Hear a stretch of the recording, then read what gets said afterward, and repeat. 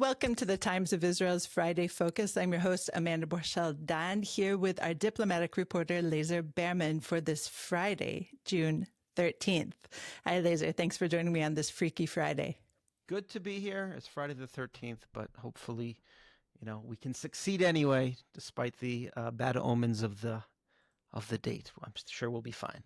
Lazar, you're always bewitching, and today I'm going to plumb the depths of your brain to talk about something that we coincidentally thought of together. Listeners, I'm going to lift the curtain a little bit, and throughout the week I pummel Lazar with the Slack chats, trying to nail down the actual topic of our conversation for the week. And this week, I floated an idea, and Lazar actually agreed immediately. It was miraculous. It was, and I think it's a wonderful idea.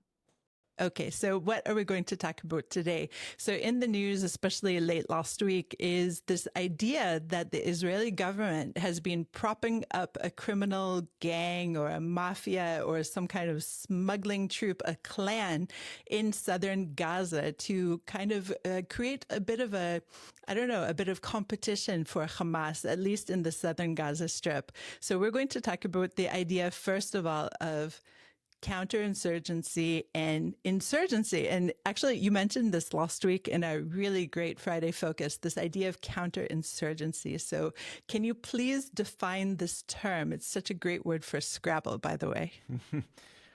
So insurgency, first of all, is a type of revolutionary warfare. The idea is that there is a group, almost always an armed group, that wants to depose, replace, overthrow the existing government.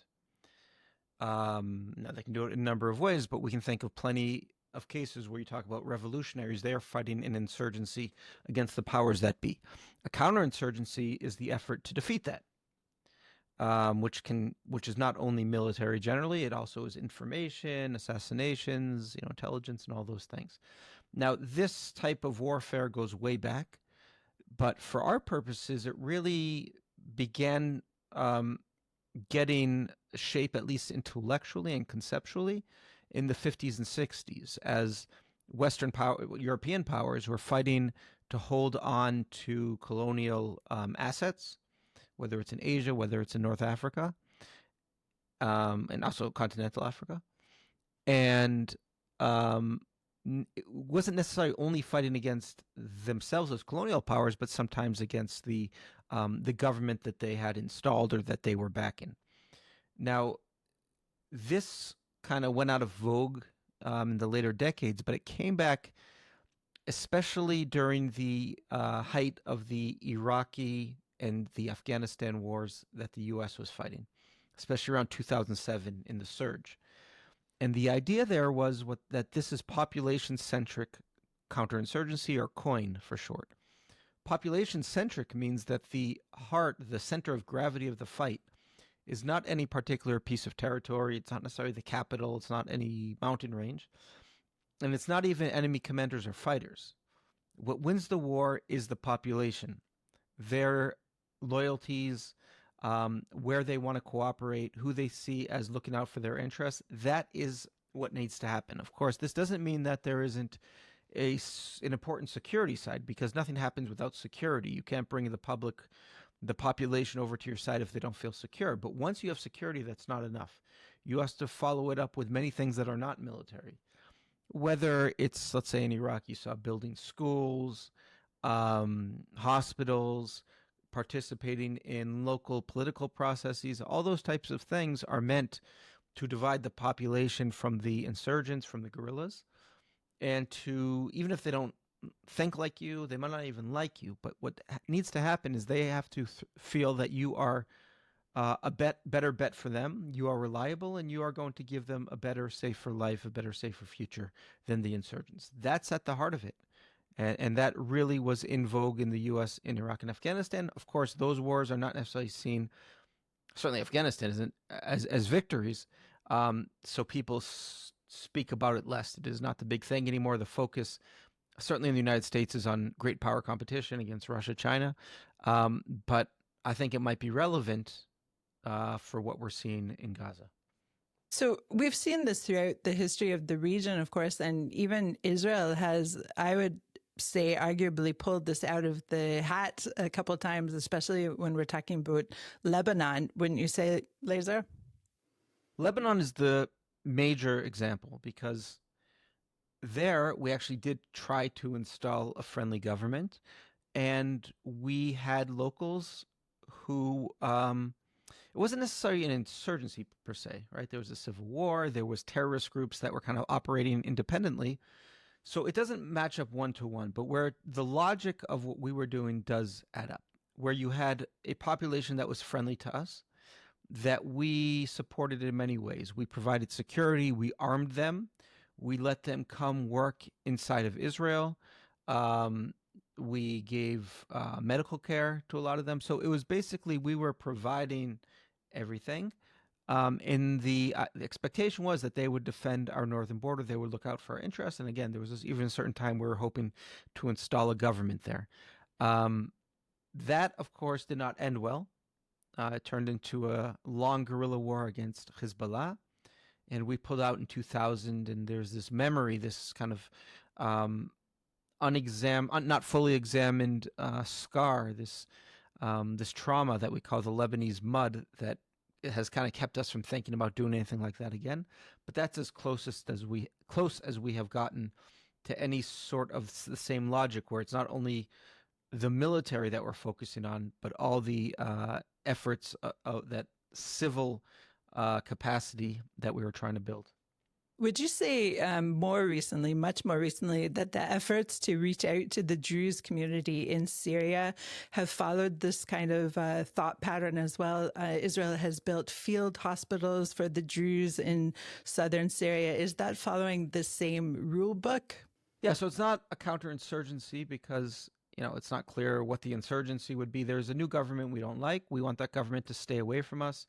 We're not trying to establish a new government in Syria, so that the bigger logic is different. But in that, we're trying to get people who will be loyal to us, will do what we want. We're not only focusing on defeating the bad guys, we're also trying to we're not going too far in this. We're trying to offer some other elements to make sure that they will continue to cooperate with us. Some healthcare, some food, some other types of aid, I'm sure. It's not an all-out effort, that's for sure. But there are elements that are similar here. Also protecting their religious freedom by allowing some of their religious leaders into Israel, and I would assume vice versa, perhaps, I don't know.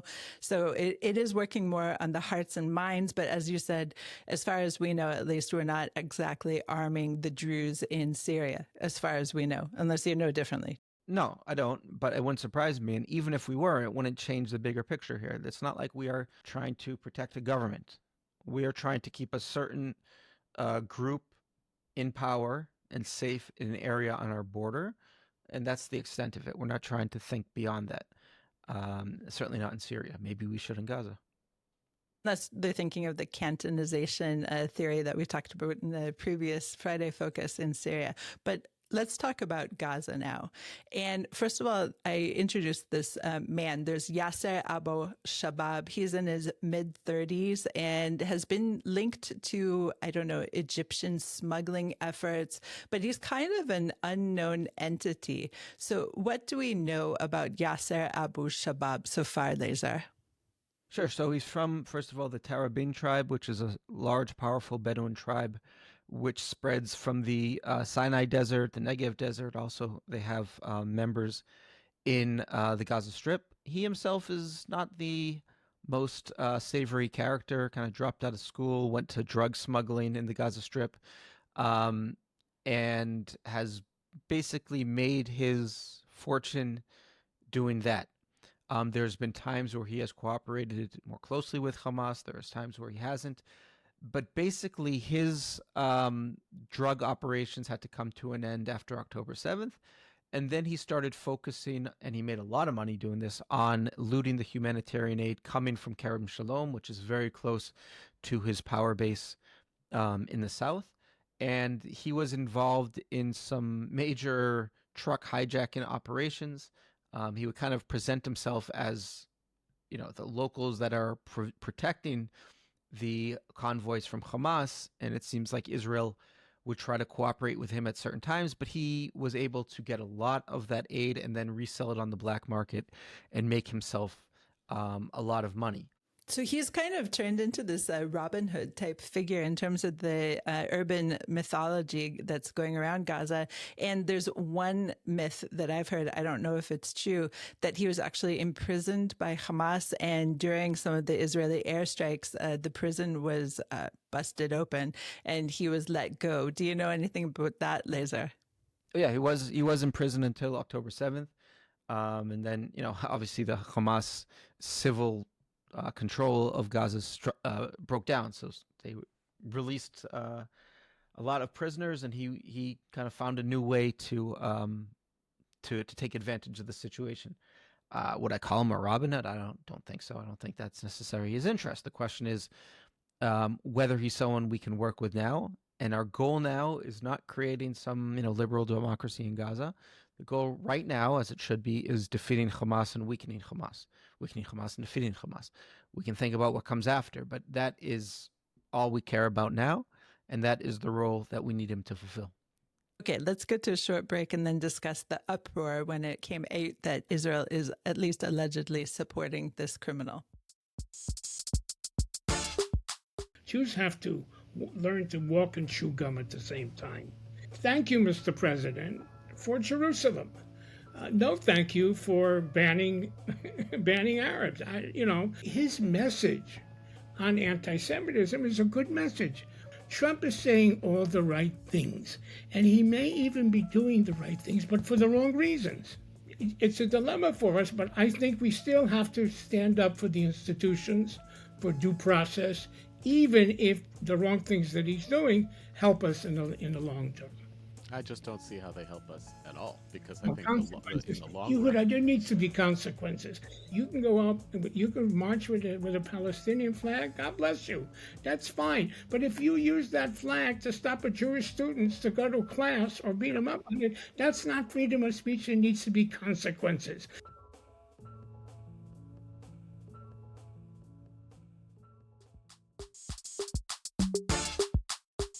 So, Lazar, we were just talking about this character, Yasser Abu Shabab, and how he is a bit of an unsavory character, shall we say. But when the allegations came out late last week that Israel was indeed propping up his armed militia / gang / criminal outfit / clan, there were a variety of responses. So tell us what you heard immediately after it came out. I think it was on Thursday that Israel is at least allegedly propping up this outfit. So it's not even allegedly anymore. It was Avigdor Lieberman, one of the opposition party leaders, who said in front of cameras that we were doing this. And then Prime Minister Netanyahu responded, and he didn't deny it. He just said it's something that saves the lives of IDF soldiers, and it's something that's good for Israel and bad for Hamas. So he absolutely acknowledged that was happening. But Abu Shabab, for his part, is denying it. So that's why I'm saying allegedly. It's possible that this is some kind of spin campaign, but maybe I'm a little too paranoid in my thinking. No, I think there's no doubt that we are. What he says is, no, he denies, and obviously, it's for obvious reasons, that he's an Israeli collaborator. He said he stresses. There was an interview with I believe Khan News by WhatsApp, where he said that he is working with the legitimate Palestinian government, which is the Palestinian Authority, to protect Palestinians, Gazans, from Hamas terrorism. That's how he frames it. And of course, you'd expect him to frame it. He can't say, I'm here to do the Israelis' bidding.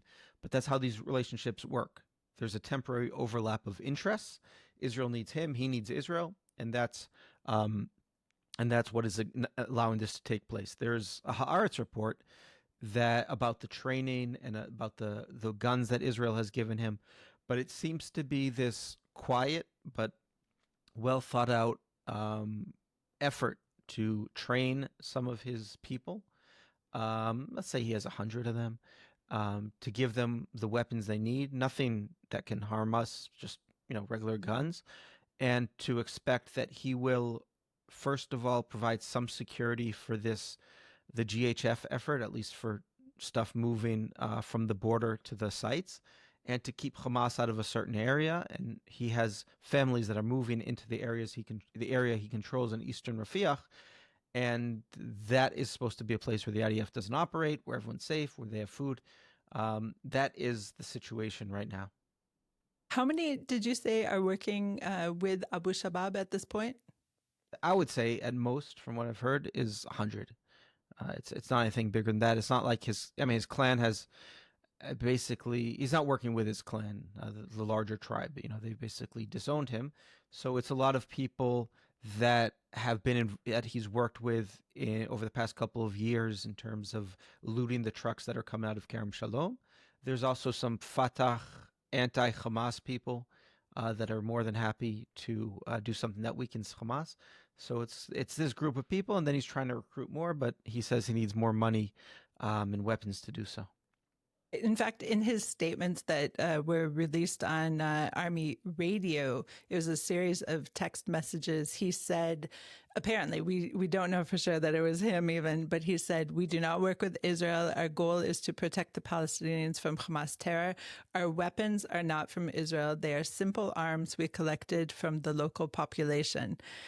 He said that these rumors are meant to harm our reputation and create hostility between us, Israel, and Arab states. I mean, obviously, if it were 100% verified that he does work with Israel, even perhaps regardless of that verification, he would have a death sentence on his head from Hamas. So do you think that is the case right now, that he is basically a marked man in the Gaza Strip? Oh, for sure. There's zero question. If he is operating his own anti-Hamas militia, and he talks about Hamas terrorism, absolutely, Hamas would love to kill him. It'll be up to us whether we are able to protect people that work with us or not. So at the same time that we're seeing this 100-strong plus minus militia, shall we say, we're also seeing here and there, not every day, but maybe even every week, some protest against Hamas. And do you think, I mean, just to think a little conspiratorially, do you think that Israel has anything to do with this public outcry? I wish they did. I would doubt it. I think it would make a lot of sense if we were thinking that broadly, but I don't think we do.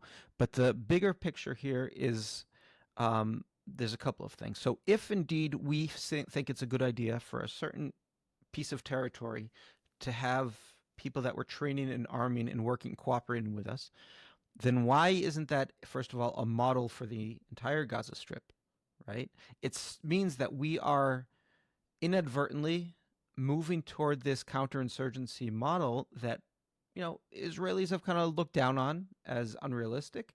And then when you had people like General David Petraeus, who was one of the commanders and masterminds of the 2007 Iraq surge, who said this is what Israel needs to do. You need to already start thinking about the day after and what regime comes after the regime change that you're doing to Hamas in order to know what to create. Otherwise, you're clearing the area of Hamas, and then you're leaving and they come back, which is exactly what was happening to America before they went to this strategy. What Americans would say is you have to clear, then you have to hold on to it, right? And then you have to start building something else afterward. Now, that's something that Israel said they don't want to do. They're there to defeat Hamas, and then they can start thinking about after. But if we're starting to see this, and this is something that Israel thinks is a possibility for Eastern Rafah, then why isn't it a possibility for Jabalia, and why isn't it a possibility for Nusayrat and all these other places? Now, perhaps there's no one to cooperate with there, but I'm sure there are plenty of different families and different people that are sick of Hamas. You mentioned the protests, that Israel needs to start thinking about how does this work? And let's stress that Netanyahu himself said this saves the lives of IDF soldiers. The less Israel has to do, the better off for them. And then you start to get the kernel of a future administration of the Gaza Strip. And it could be that we've stumbled into a solution here or an approach, but then we have to identify it and figure out what it will take to scale it up across the Gaza Strip and what it will take to work. So I think I'm still not hearing recognition that this is what we are doing yet, but I think we need to. There has to be some sort of logic to what we're doing, and it all can't be reactive and local and and tactical. We have to think, okay, we are able to keep Hamas away from territory using local Palestinians that we can arm very cheaply. How much bigger can this get? Of course, there are risks here, right? If we do it with all sorts of different groups, at some point they're going to turn on each other if there's no Hamas to fight, probably. And let's also not forget the history of Hamas. We were worried about the secular Palestinian terrorists. We saw in the 1980s this Muslim Brotherhood organization starting to emerge. We said, okay, it's not our problem. It's this kind of religious and social and charitable organization. And by the time we woke up to the fact that it had become a violent organization turned against us, I won't say it was too late, but then it became a problem that we never got on top of and we never were able to quench. So all those risks are still here. But if we're willing to do it in one place, then it's something that we need to consider in other places. And then we need to start putting some logic and order and some resources behind it. And finally, we have to make sure our commanders on the ground understand this. I was talking to a tactical commander who's a captain in Sayeret Golani on Sunday. And I asked him, he was telling me about how, what Hamas is doing in the fight right now. It wasn't too much, but these various ambushes and booby-trapping buildings. And I said, okay, how do you defeat an enemy like this? And he started giving me very tactical answers, different techniques that they have. And I said, that's not what I'm asking. I said, on the bigger picture, how do you defeat a guerrilla enemy like this? What's your approach? And he said, it's not my job. I'm a tactical commander. If you had asked American commanders in Iraq in 2007, 2008, they would have, maybe too much, but they would have been able to give you song and verse about how what they're doing ties into the bigger picture of winning over the hearts and minds in their counterinsurgency. So if we have this logic, we have to make sure it goes down to the troops on the ground because they're the ones carrying it out. And if not, then we have to understand what is our alternative and why would it work in Eastern Rafiq but not other places. So there's a lot of big questions which I haven't heard answers to. That's why I'm starting to ask these questions to hopefully spark some of that conversation. Let's go to a short break. What surprised you the most discovering about Jewish life in the United States? I think it's the pride. I think I was envy of that pride. Just being proud, being a proud Jew. It's something that I never even contemplated. I was just an Israeli. I think the fact that, in Israel, we have all sort of sectors in society. You kind of grow up with your kind. I hate that. The fact that I don't know a lot about my Jewish life and I need to go abroad just to understand that. It's something so messed up and how we grew up here. It's just, I think once it got political to be Jewish in Israel, it made me kind of push away from that. Once I got to LA, once I got just being with my daughters abroad, just understanding what we are, my heritage, where we come from, our story, our values, took me a long time. Took me a long time to get there.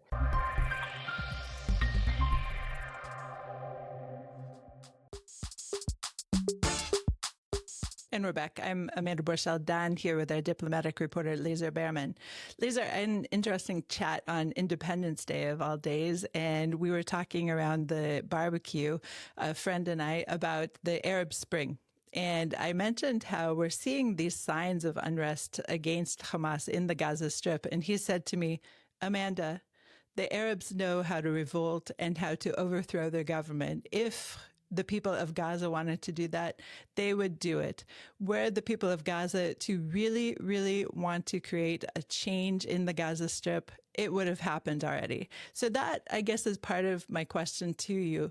We see these little signs, signs of discontent, but I guess the overriding question is, what do the people of Gaza want? So I think your friend is right, and I've made that connection as well, in that when people say, oh, the poor Palestinian people are imprisoned by Hamas, listen, the Egyptian people and the Syrians were able to overthrow much more powerful and much more brutal regimes in terms of their capabilities. I'm not sure about the logic, but the Mubarak and the Assad regimes, they were, first of all, in Syria, able to take much of the country from his control and then finally to overthrow him. So if the Palestinians wanted to, there's no reason they couldn't. And you saw no even attempts to do that. Hamas didn't come from the outside. It's not like ISIS or something that captured areas of Syria and Iraq. It's not foreign jihadists. It is Gazans, and who built an organization made of Gazans, and they were voted in by Palestinians, and they took over, and they have massive rallies of Gazans and all of that, and everything works because Gazans support them. So that needs to be made clear. Now, at this point, at the same time, there's always been people that oppose them, and I'm sure there are more people that would like to, whether ideologically or just practically, that are sick of what they have wrought. And it might not be enough right now, or they might be too afraid to do that right now, or might not have the means. Our interest is to make sure we identify and empower as many of those people as possible. So if there are indeed thousands, tens of thousands, hundreds of thousands, it's our interest to organize them and to give them as much power as possible. Again, I'm sure these people don't like Israel. Some of them might be much more open to cooperating long term, but even in the short term, if there is an alliance of interests, an overlap of interests temporarily that they want to see Hamas out of power, then we should do everything we can to help them bring that about. And then we will have, again, the kernel of a non-Hamas local government with some legitimacy that we can work with. And if ever it seems like that they have any thought of threatening us, we can deal with that. But I don't expect that to happen in the short term. So, yeah, I don't think that they're going to do it on their own. We have to empower these people, or at least the ones that we can identify, much like that. The model here is Eastern Rafah. Right. You said these people probably don't like Israel, and I would expect that the people of Gaza loathe Israel, and Israel is, of course, the driving force behind the destruction of the Gaza Strip, in their minds at least. Obviously, for us, for any nuanced individual who started the war, it's quite clear October 7th was the trigger to this war. But that makes me wonder, Lazar. I mean, the other model is to have an outside force create the day after scenario. And of course, we've talked about all sorts of, friendly Arab countries who might come in and provide the service to the Gazans to rebuild the Strip, to create a thriving entity again. And so I do wonder if that is potentially the more realistic path to follow because of this enmity towards Israel. Again, we don't care if they like us. We just care that they're not willing to threaten us, and that they're willing to cooperate with us against Hamas. That's it. Egyptians and Jordanians don't like us, and Gazans might like us more than Egyptians and Jordanians, actually. So that's what we need from them. I think it's a fantasy to think that anyone else is going to come in and solve the problem. They're certainly not going to come in when there's danger from Hamas and when there are IDF troops shooting. And the question is, how do we get to a point where other countries will want to be part of creating this new reality? We have to make sure that Hamas is defeated, can't threaten anybody. And the way to do that, we could continue what we're doing, which is getting us a long way. But now that we have this other idea that can do a lot of things that we would either take a lot of effort from our part or that we can't necessarily do because we're not there everywhere, then we have to use them. And as Prime Minister Netanyahu said, this saves the lives of IDF troops. It absolutely does. And the more we do it, the more IDF troops, the lives of IDF troops get saved. And more importantly, we can move quicker to a successful end to this war and then move on to the next phase. But that vision, we have to have that vision, and we have to be very clear about how does winning every battle that the IDF is involved in against, Hamas squads, how does that add up to Hamas being defeated and not being in charge of the Gaza Strip anymore? Lazar, I'm going to just end with our own little personal battle. And anyone who listened last week knows that we have a bit of a wager going on. And we're recording a little bit too early to tell whether indeed, as you suggested, the government may indeed fall this week. So we don't know yet, but I'm willing to concede to you that today there is a bit more of a possibility than I had thought previously.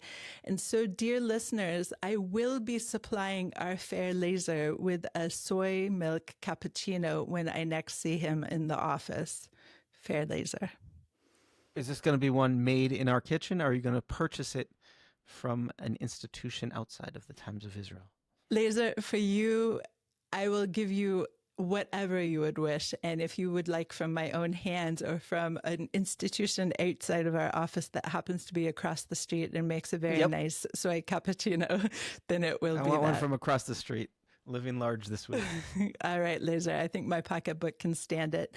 So thank you, as always, for joining me this week. And to be continued on that, by the way, you may just have to pay me back a soy cappuccino next week. We'll see. I never said that the government would fall. I said that there's a chance, there's an opportunity. But I'm saying there are more indications this week that it could. Okay, it could. Fine. Yes, I will take my coffee. Lazar, thanks for joining me. Thank you. Thanks for listening to the Times of Israel's Friday Focus. Please join us next week for another scintillating conversation. This episode was produced by the Podwaves and video edited by Thomas Gersh. If you have any questions or comments about this or any other episode, please drop us an email to podcast@timesofisrael.com. Until next week, shalom.